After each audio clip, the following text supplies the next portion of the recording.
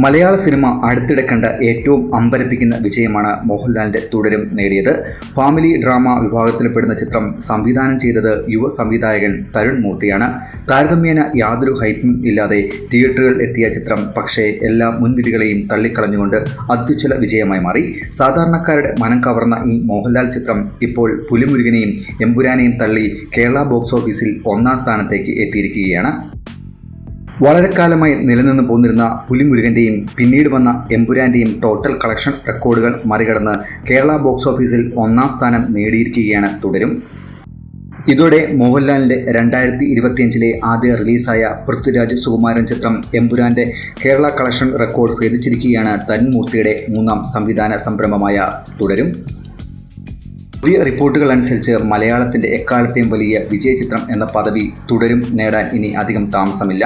യാതൊരു വിധത്തിലുമുള്ള വലിയ പ്രൊമോഷൻ ക്യാമ്പയിനുകളും ഇല്ലാതെ പുറത്തിറങ്ങിയ ഈ മോഹൻലാൽ ചിത്രം പ്രേക്ഷകരിൽ നിന്ന് നേടിയ നല്ല അഭിപ്രായം കൊണ്ട് മാത്രമാണ് ഈ രീതിയിൽ കുതിച്ചുയർന്നത്.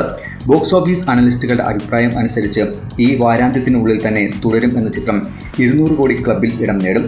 ആ നിലയ്ക്ക് 200 കോടി ക്ലബിൽ ഒന്നിൽ കൂടുതൽ തവണ ഇടം നേടിയ ഒരേയൊരു മലയാളി നടൻ എന്ന ബഹുമതിയും മോഹൻലാലിന് സ്വന്തമാകും.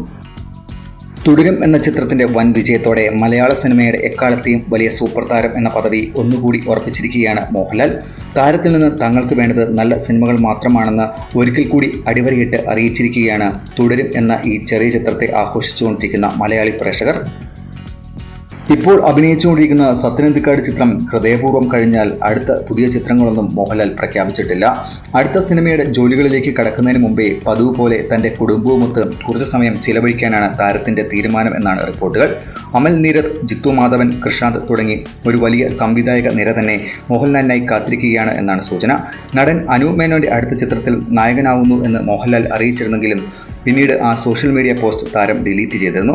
മോഹൻലാൽ വ്യത്യസ്ത ചിത്രങ്ങളുമായി വീണ്ടും വലിയ വിജയങ്ങൾ കൈവരിക്കാൻ കാത്തിരിക്കുകയാണ് മലയാള സിനിമാ പ്രേമികൾ.